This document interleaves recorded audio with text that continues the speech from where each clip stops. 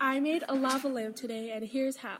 So the materials we used were a water bottle, water, oil, food coloring, and Alka-Seltzer.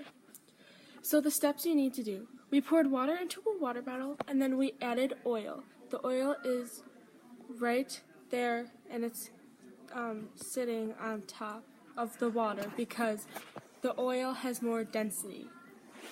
And after you add the oil, you add 4 drops of food coloring.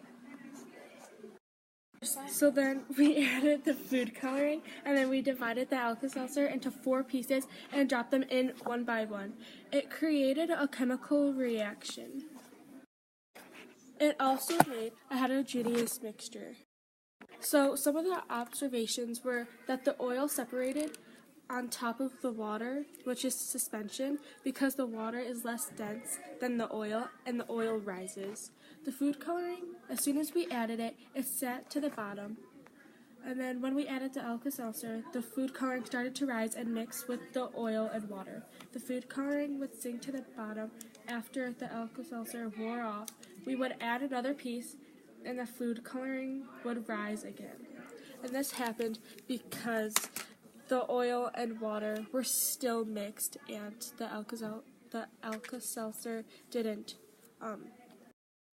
combine them. And that's how I made a lava lamp.